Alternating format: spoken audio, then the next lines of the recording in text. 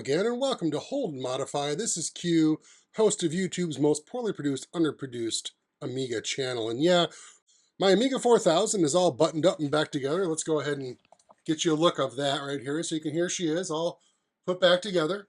And unfortunately, there is a little gremlin in this 4000 that's not allowing me to use the video slot.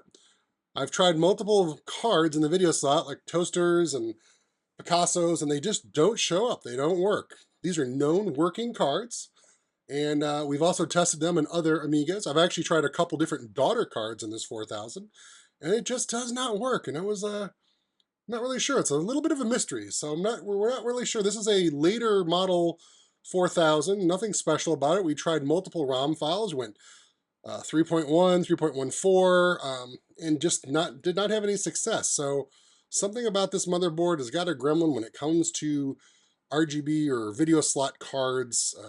The Zorro slots work fine, which is odd, but anything that would plug just into the video slot doesn't work. So like toaster and Picasso. Anyway, thanks for watching. See you later.